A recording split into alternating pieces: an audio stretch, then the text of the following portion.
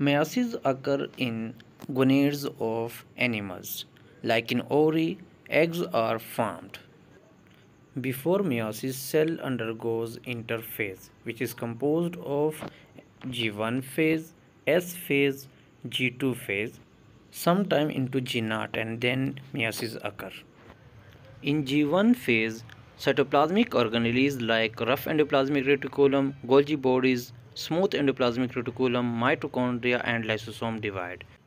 In S phase, synthesis of DNA occur, so genetic material duplicate and centriole also duplicates. In G2 phase, growth occur. Meiosis is composed of meiosis I and meiosis II.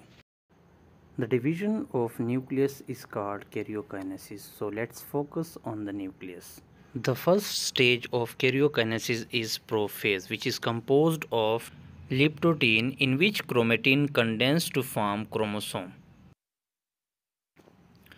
During zygotene, homologous chromosomes line up into pairs. Synaptonymal complex is formed between homologous chromosomes. In pachytene, crossing over occur. The chromatids which exchange their segments are called recombinant chromatid, and which do not exchange their chromatid are called non-recombinant chromatid. During diplotene, the cytonymal complex breaks down.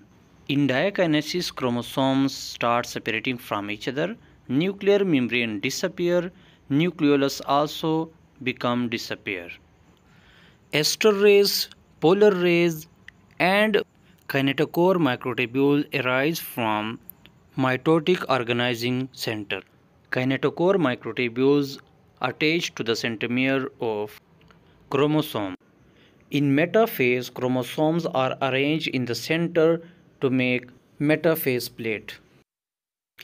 During Anaphase I, complete chromosome moves toward the opposite pole due to contraction of microtubules.